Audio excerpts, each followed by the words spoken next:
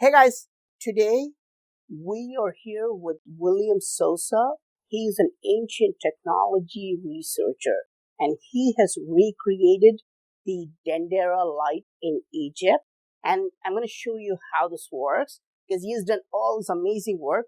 But first, what is the Dendera Light? Can you tell us how your journey started? Sure, yeah. And so I became aware of the Dendera Light probably in the 70s, early 80s. Particularly from this book here. This is called The Lights of the Pharaoh. This is the book, and I didn't have the book at the time, but I'd learned a lot from it. And they were doing work on the Dendera Light themselves, wow. and so when I started looking at it, I started searching the internet for pictures. At the time, this would be in the early 90s. There wasn't a lot of pictures of it, and some of them were drawings, and they weren't really accurate. So I started looking more and more and more into it. The Dendera Light is at the Dendera Temple in Egypt, and the Hathor Temple. And there's 7 of them at the temple, and they're only found Dendera. Oh, really? Okay, this particular technology was not used anywhere else, and or not depicted anywhere else. And there are 7 bulbs that are depicted. Most people only know about the 3 that are in the crypt. Okay. But there are 4 others? There are 4 others. There's 3 up on the main floor, and there's 1 in a small temple in the back. Okay. Small shrine in the back. Okay. And they all look like electric bulbs. They're all the same technology, a little bit different. Would you call them electric bulbs, or you call them plasma? I would call them plasma bulbs, or gas discharge tube. Okay. Because there's a gas inside under pressure, and when you ionize it through electricity, it glows. And that's basically what a plasma is. So I at first, I went through all of the, I researched all of what other people had done. This book here, and a couple of others. Eric Von Donigan did a video. I looked at all of those, and one of the first things I noticed was there was no hint of where the power system came from. So that's what caused me to look into the power supply first. And I started collecting. It's funny because I did not read the hieroglyphics. I looked at the pictures, and I'm more of a visual person. I see pattern, and so I started noticing these patterns in a lot of these Egyptian drawings and Egyptian carvings that showed that the thing had an electrical-like quality. And that's what led me to, again, with the Dendera Light, looking at all the pieces of it as if it was a technique. Okay. So it does look like a big bulb. Right. Right? That's what it is. Exactly. It's like a big bulb with like a filament inside. Right. The snake inside, they've been saying they thought it was a filament. But again, when I looked at it, I saw no wires on the outside that were connecting to it. And, filament wouldn't, you could see people sitting underneath it. And it's going over their head. People sitting underneath, right? Yeah. Okay. There's a lot. The temple shows, well, again, there was a time when I finally got a hold of the hieroglyphics. And after we got the machine working, and it told a story, not of an electric light bulb for lighting the room, for illuminating the room. It told a story of the Egyptian cosmology, and the idea that the whole universe springs out of a lotus flower. And so this idea that there's an environment with a lotus. What does the lotus flower do? It rises out of the dark and comes out of the pond. And so that, in a way, there's like this dark energy place where the universe is forming from, and when it comes popping out into our reality, that's what we're seeing with the lotus flower. And that kind of cosmology turns out to be what we're actually finding right now too. So that's another part of it.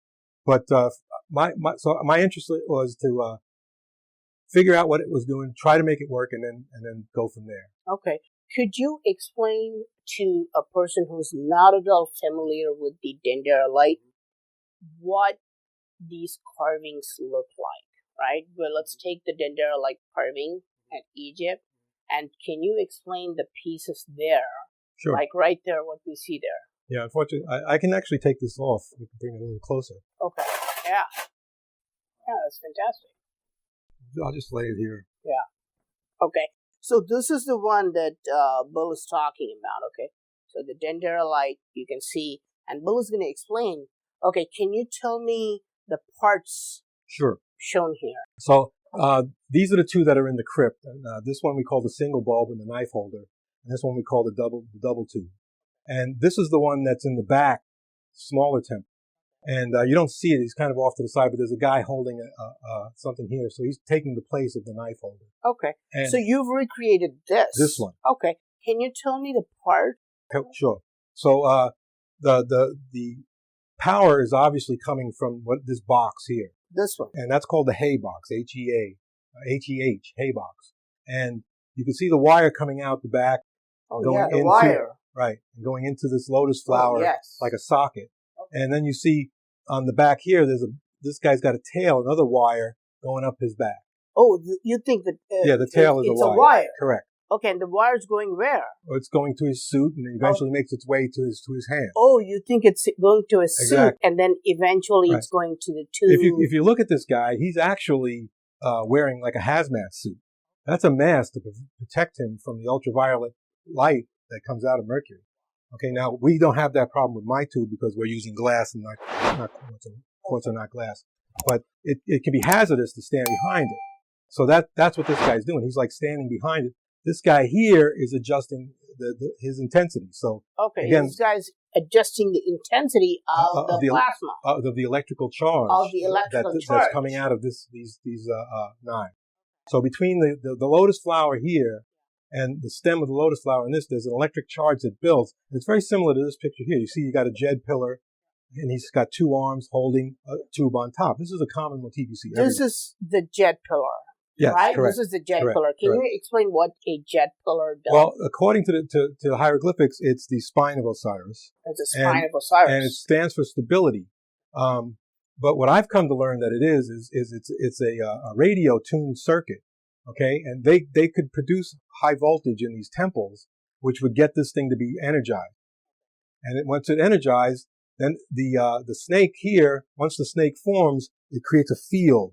An environment all around it, okay, of life, a life force environment. And so here we have the two arms on each end. Here you've got the two ends here. Okay, so if you can imagine, there's the tube, right, and the dender. So once I realized that there was a plasma tube and it was getting electricity from this guy here, which I do with my flyback transformers.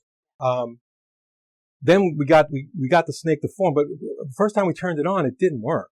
Okay, the whole thing just glowed green, and the reason it did was because if you notice, it's hard to see in these pictures, but this giant standing behind it, okay, he's touching his thumb to the flower petals of the flower. Okay. And I thought to myself, well, let's put a little ring of metal, a little ring of aluminum foil around it, touch it to ground, and see what happens. The minute we did that, we got this picture here. Oh wow! Okay, so it went from being a glow to being this picture here. So when you did exactly what was shown in the carving, you touched that little lotus this part down here. This part, and then it started to work. It formed the snake. Okay, it formed the snake. Yeah, and then you got a body, a neck, and a head. Now this one, this is from 2012, and I don't have access to this particular bulb anymore. I had another one built since, which is the one we have. It works a little bit different, I think, because there's a lot to do with the gases inside and pressures. But anyway, so once we got the thing working, then I started noticing how sensitive it was to electrical charge. You don't see it in this picture, but the first time it turned on, the snake went to the top of the bulb. And so I noticed if I put my hand on it, the snake came down. Okay. And then so I was able to push it down with my finger and push it up with my other finger. That's where you get this wiggle from. But if I take my hand away, the thing would pin to the top. What we discovered was, again, follow the pictures, follow the diagram. We put the wire underneath it from the power, and this wire here draws the snake down. Okay, so now what that did was that made the snake go all the way to the bottom. So we had to add more to the bottom. You start playing around with electrical charges, and that's what I've learned. Again, since the discovery, I've found the hieroglyphics, and the hieroglyphics don't give a lot of information on the device itself. The hieroglyphics in the temple are more interested in what to do with it. Okay, it's a device. Here's how to use it. And here's when to use it. Okay. But, there were a few things about how it worked. And, they talked about the gases inside, being the day and night bulb. That's what made us think about using mercury, because mercury is a different kind of a plasma. It's a plasma that will attract, that will repel earth ground. And most plasmas, as I showed you with that ball, we can look at it again. Most plasmas are attracted to you. So you go to touch it, it comes to you. Yeah. You go to touch this one, and it pushes away from Moves away from you. Right, and that's because of the different charge that it has. There's two kinds of charge. And so again, so you've got the box here, that's the power supply.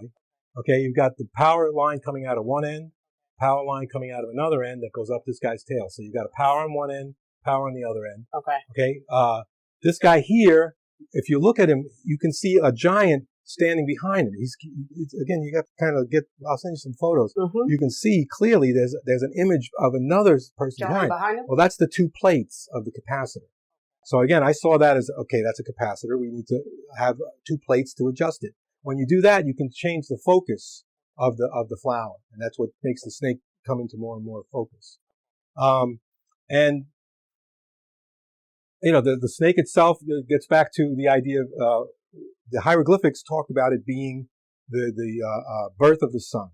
Okay, how it created a sun inside, and it turns out it's exactly how it works. This is our solar system here. This is the solar heliosphere. There's our sun in the middle, and it turns out the snake, the head of the snake, is the solar heliosphere, and the eye of the snake is the sun. Okay, so this thing creates a model of the sun, and according to one of the hieroglyphs, it says it draws down the energy from the sun, pushes back death. Okay, but again, if you can model the sun inside something this small, you know, that's going to be really important for physics. Trying to think what else I got from this guy, and more recently, I realized I was thinking, okay, is there anything on top? And clearly, there's a top part of it here, which is the last thing I added was the plate on top to push it down. So it's all fun and games until you actually see if the Dendera Light works, right? Right. Yeah, people will be like, "Oh yeah, theoretically, you can in say fact, all this stuff, but will the Dendera Light actually work?" Right. So this is what we're trying to do. Then this is why we're here. We've come to William Sosa's house actually to see. He's got a nice lab. It's really amazing. He's got all that information about the Dendera Light. It looks like you've put how many years into it? 30 years. 30 years into the Dendera Light. Wow, that's amazing. That's a dedication. Now, let's do a demonstration of how the Dendera Light works, okay? Sure. We might have to turn the lights off to see the demonstration, guys, okay? So he's going to demonstrate how the Dendera Light works, and he's going to explain everything, okay? So, let's see. Okay, Bill, so you have the Dendera Light here, right? But what we want to do is turn off the room lights, and then I want you to turn on the Dendera Light and show us a demonstration, Very okay? Good. Very good. Okay, let's turn it off.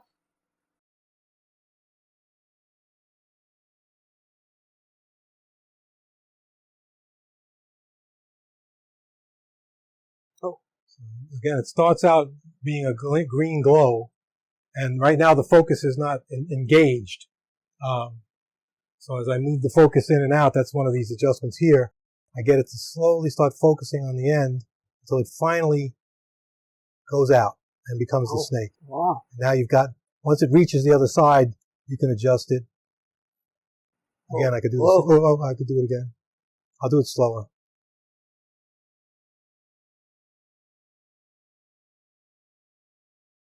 And then again, once you're there, these other controls work.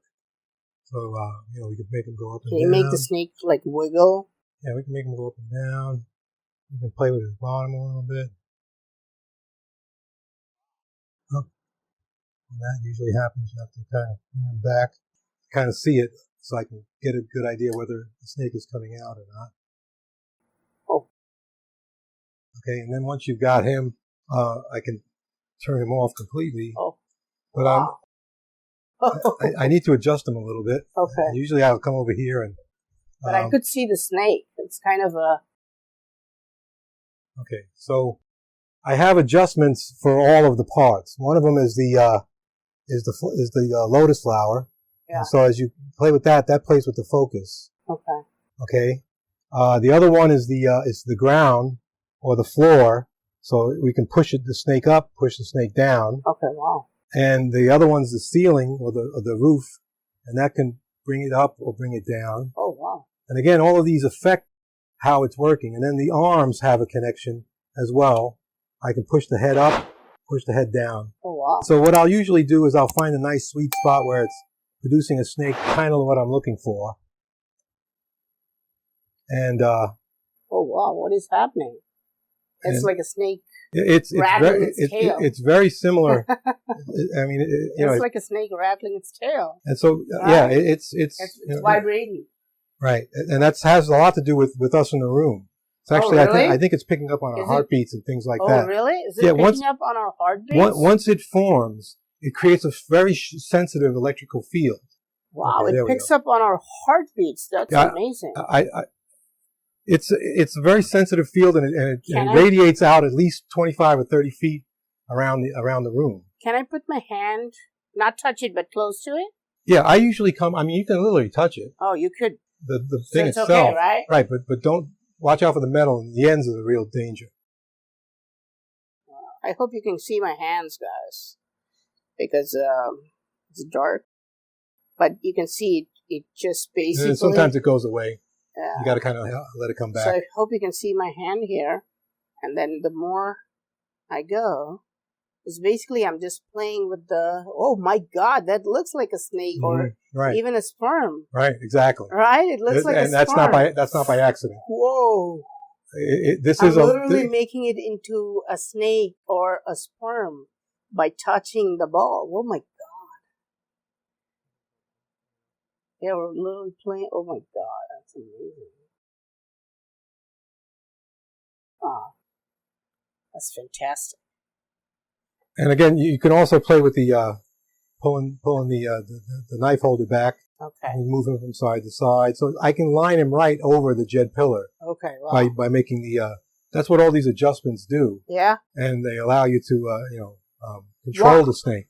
So how far away is the circle of control? So if I can clearly see, if I put my hand next to it, it starts to move around a lot, right? Right. So how far, is it picking up on things? Yeah. Like far away? Yeah. And it is? It is. And well, sometimes we'll sit underneath it. Okay. And just raising your hands up, you affect it. Really? Moving your head around affects it. Oh, I see. Oh, I see what you're saying. Just like in the carvings. Right, in the carving. You're sitting underneath it. Exactly. Right? And so that's why I put it on the table so you could get underneath it.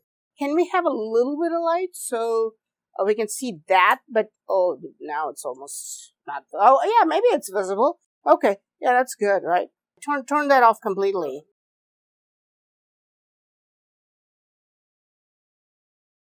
Oh, wow. Oh, okay. So you can see now it starts looking. It doesn't look like a straight beam of light, right? Because you can see that it's thicker on this side and thicker on that side, but it's thin. But he's literally gonna make it move like a snake. Can you do a demo, Bill? Sure, I'll come up behind it. So again, I think we need to adjust it a little bit because it's there we go. It needed to be adjusted.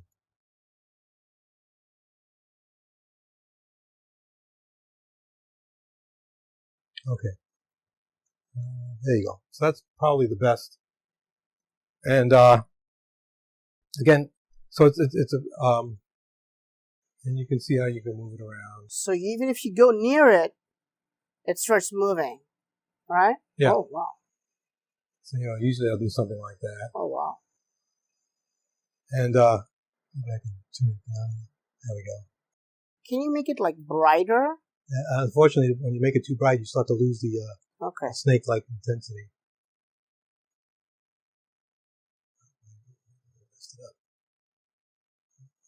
There it goes. Okay. So can I try to make it like a snake? Yeah. Is it okay? Let me. It seemed to work better with the focus open more. There we go. What are you saying? Oh no, it's okay. It's okay. Let's see if I can get it. We'll do that again. Oh, whoa. Yeah, it's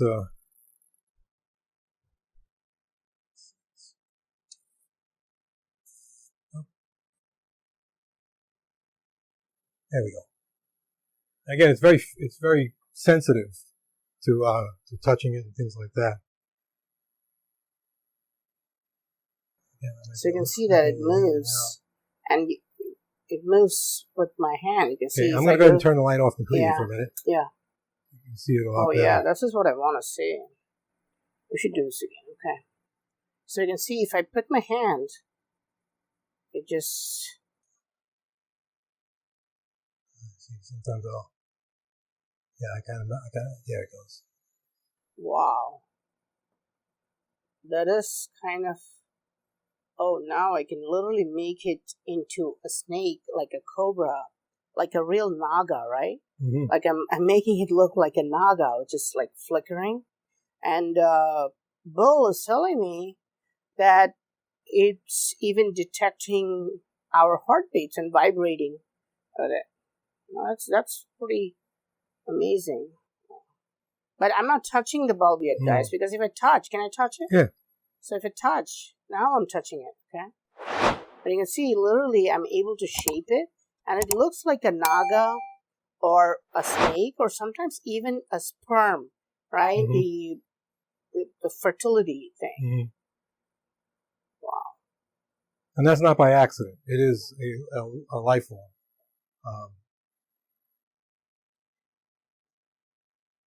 So, I really like to try and get it back to be a little thinner. All right. And there we go. It's really nice. I should have probably tried. If you look down at the flower. Yeah. Yes.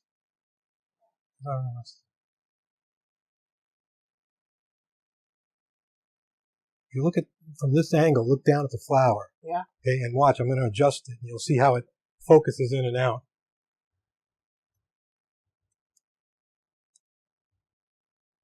So it's like a focus. It's like a focus. A light focus.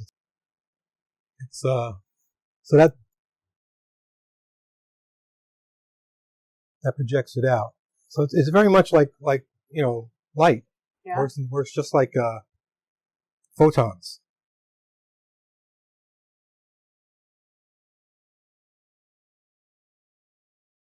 I'm going to touch it, okay? Yeah? Yeah, sure. So you can see how I'm literally able to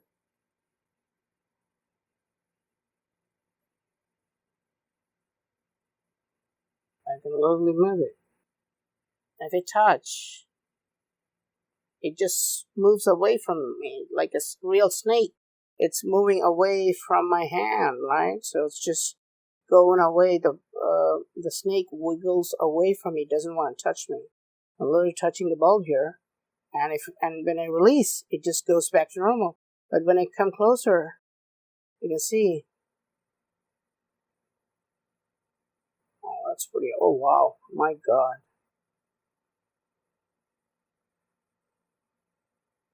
Oh, isn't that amazing? Oh, that's great. How long did you work on this before it first started to work? Well, I went back to this particular work in 2010. Okay. And by April of 2012, we got it working. So it took 2 years of... You have shown us a demonstration of the Dendera Light, and the Dendera Light works, right? Mm-hmm. Can you explain now, when we have turned on all the lights, can you tell me all the parts and tell us what's going on here? Sure. Well, so when I first learned that it was a plasma tube, and we discovered that it was the mercury vapor that was needed because of its ability to repel earth ground, that showed that this device was really sensitive to electrical fields, like the earth ground, like your hands and things like that. And so, as I started to discover more and more of the parts that make it work, the jed pillar, the arms on the pillar holding it up, the flower, the lotus flower, the focus, all of these things you had to have adjustments on them to control the electrical charge on them. And the easiest way to do that is with a capacitor. Again, it's like this thing I was showing you here. It's electric buoyancy, and this is the Cartesian diver. And if you notice the thing is floating on top, but as you squeeze the sides, it loses its density. Right. Okay, and so in the same way, you can adjust how high and get it to sit at one level, get neutral buoyancy out of it if you can adjust the pressure. So if you stop squeezing, it goes up. Huh? Yeah. In other words, you can find, this is what divers do. They find that perfect spot where they can float without actually having to fight staying there. Or submarines do the same thing. And so, just as you're squeezing this thing to bring pressure inside, you can squeeze electrically with capacitors. It's a direct connection or a direct analogy. So basically what's happening is that, where is the power coming from? Okay, what I'm using is a neon sign power supply. Okay, you're using a neon power supply. Yeah, neon sign power supply. Neon sign power supply, right? And I took the flyback out of it so that I could mount it underneath. And so the same electricity that goes to the back also goes to the top. So the same electricity goes in here. Right, and also up to here. Oh, there as well. Right. Okay, and those are the knives of the Dendera. Right. But what are the knives actually? Well, they are the way of drawing the snake out. Okay, the knives are drawing the snake out. Exactly, and you could see that when I was moving it back and forth, you were moving it a little out, and moving it a little in. So this draws the snake out. This focuses the snake's form. And so between all of these things, again, it's kind of like a nozzle on a hose. You ever seen those nozzles where you turn them and you focus them in and out? You get a nice stream or you get a fuzz. That's exactly what we're doing here. Sometimes it fuzzes out. Sometimes I get a nice stream. Okay, and this behavior of plasma, like acting like water, is not by accident. Turns out the physics is exactly the same. One of the things that I noticed in plasma, I was very disappointed that it wouldn't create bubbles. I thought it wouldn't create bubbles because there's this idea, have you ever heard of sonoluminescence? But there's this idea of being able, in water, you can hit it with a frequency of sound and get a little sun, a little light ball to glow in the middle of it. Okay, it's called sonoluminescence, light made from sound. And I thought, well, that must be what's going on inside of this thing with the eye of the snake.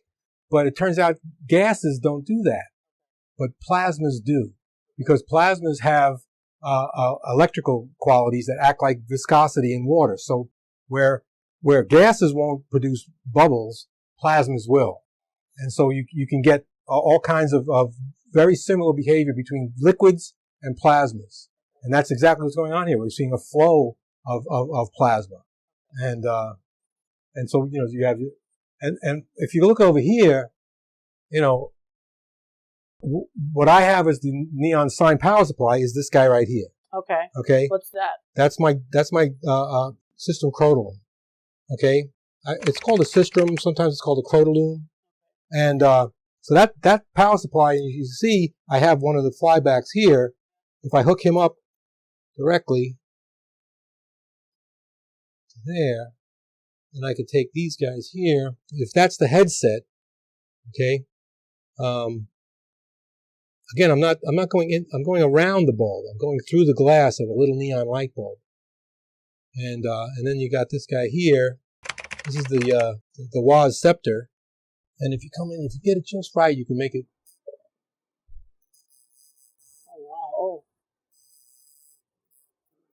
So that's where the power system of the Egyptians were used. And they had something very similar to this.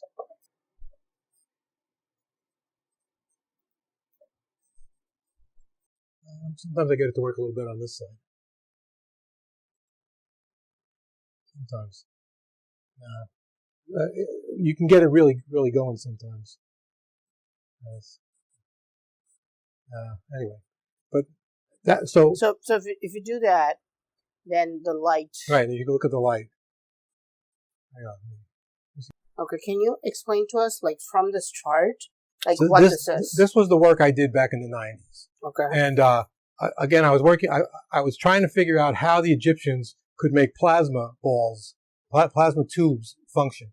Because plasma doesn't work on direct current. So a battery will not light any of them. Okay, they don't have filaments inside that get hot. They have gas that needs to be ionized.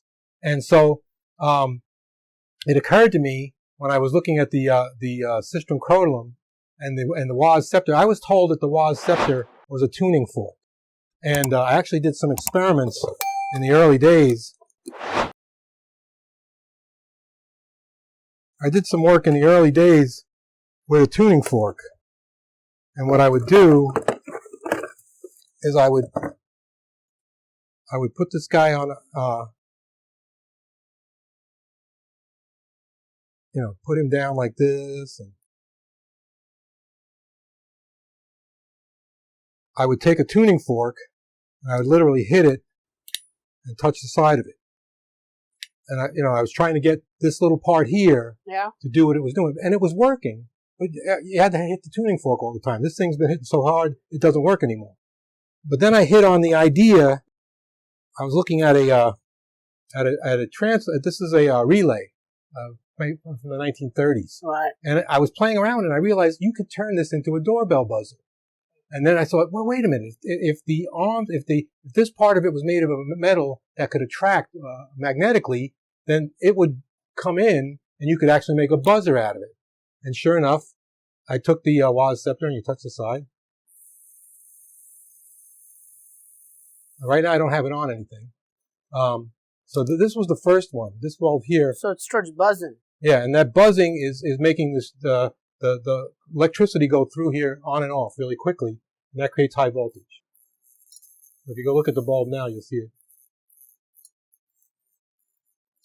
Okay.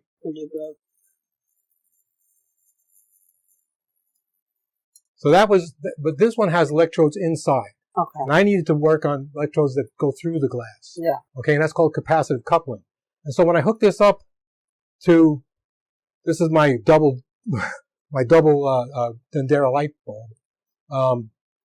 Got two little neon bulbs there, and you have a double, do you? Yeah, and this one, it was sort of working, but not very well. Okay, you can't really see it. That's when I realized they needed to add the high voltage generator, the flyback. And this is what's underneath the Dendera Light. And so I hook up to this guy direct. Now that electricity is feeding this coil. Oh, I see. This coil is now going to be higher voltage. And so this is the one that we see there, right? Correct. So this is what we're saying. Okay, right. So you figured out how to make the Dendera Light work, like the power source for the Dendera. Exactly. Oh wow, amazing. And this and so now when you get this thing working. Oh wow. Oh yeah.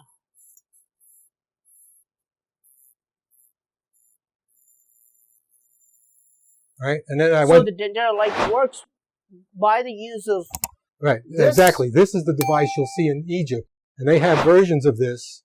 And the scepter. They have versions. What's the name of this device? It's called a Sistrum. Sistrum. S-I-S. And then what's this This called? is the Was Scepter. The Was Scepter and the Sistrum. Right. So when you put them together, you can see the Dendera Light glowing. And there are images on the temple walls of devices like this that are 35 feet tall. Wow. Okay. And you can see the exact, and that's what he has done. He has not only done the Dendera Light work, but he's also figured out the power source for the Dendera Light. Correct? Right. Correct. Okay, wow. So this one here is a model of like that one. Okay. So I just took the same thing. Okay. And oh, I see. Okay. So here the Dendera Light is a small scale, and it's shown as the power source for the Dendera Light, the Sistrum, and the Was Scepter, right? So he's got that scepter. Right. Can you show that scepter? Yeah, there you go. That's found in Egypt in many places. Correct. And the Sistrum too. Right. So once we put them together, we can see that the Dendera Light gets powered up here. So it goes from here to here. Right.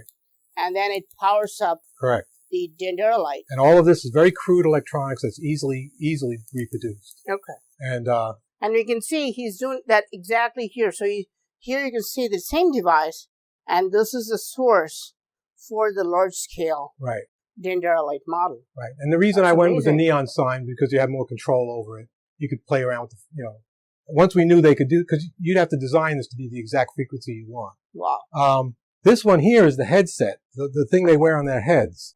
And so if you look straight at it, you'll see this guy, again, there's no wires inside, but just those pieces of aluminum on the sides. And if you get that guy set up, kind of come down a little, you'll see right inside of it. So that's the headset, the thing on their heads. Okay, wow. You have carvings of them? Yes, okay, yes. This was the actual thing I found in a book back in '96. And so the interesting, just a kind of an aside, this is called the Was Scepter. Yeah. I was originally told it was a tuning fork, which is why I did the tuning fork experiments. But when I went to Egypt in '97, I found that they were really wood and covered with gold leaf. Oh, I see. Well, they would not vibrate, but they'd still work as a conductor, okay, and still work as we're using here. So, and now this is the Was Scepter. Those are my initials, William Armin Sosa. Oh, wow. I was known at the time as Was, oh. working at a company called Pyramid Technology in California. So I was building pyramids. Oh my God, are you serious? Pyramid computer. Yeah. What? I worked at a company called Pyramid. You were Technology. known as Was. I was known as Was. Was. Pyramids. Yes. And what pyramids for what? No. These were computers that we called Pyramid computer. Oh, Pyramid computers. Yeah. Okay. We were one of the first RISC computer companies. But it's just interesting that this connection with my name. Yeah. And the scepter. So yeah, that's I hadn't been able to find this for a long time, and I just found it like 3 days ago. So I put all of this together to have something to kind of look at.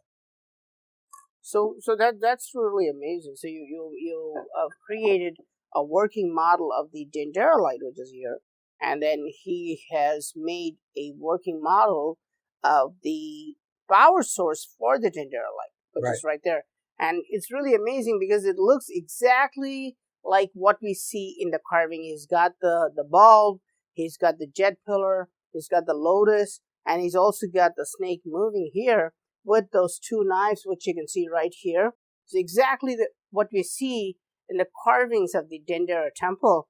And he's also shown us how they made this power source for this Dendera Light, which is again looking exactly like what we see in the Egyptian carving. So which is the Was Scepter and then the Sistrum. Okay, so he's that's really extraordinary work, though. This was key to going forward, because if I couldn't find a power supply, I couldn't answer how it worked. Okay.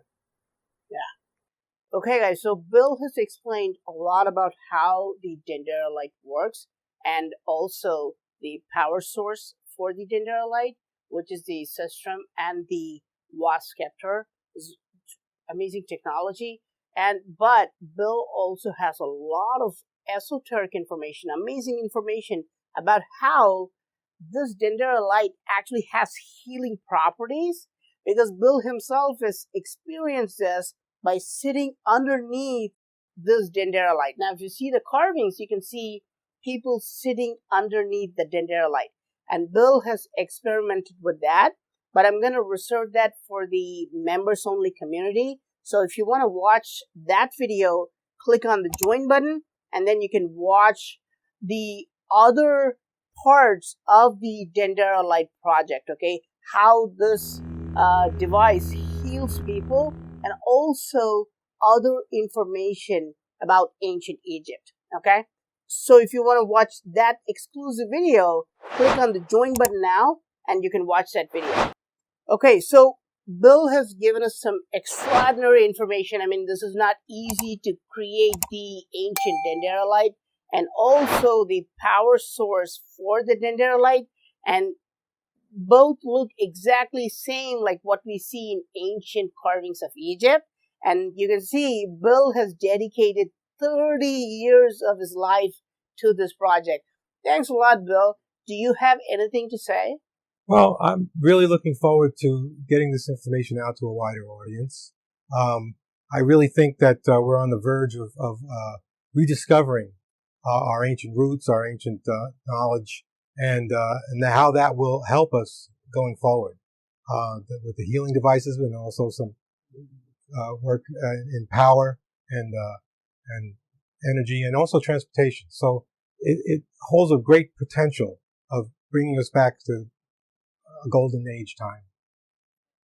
Yeah, thanks. It's so you can see Bill is not actually selling anything. He doesn't have any books or any other things to sell to you, but he wants people like us and the future generations to look at this ancient technology. And it would be an understatement to say that he has recreated the Dendera bulb. We should really say he has discovered this technology again. I mean, you've done an amazing job. Thank you. Thank you. Thanks. Thank you.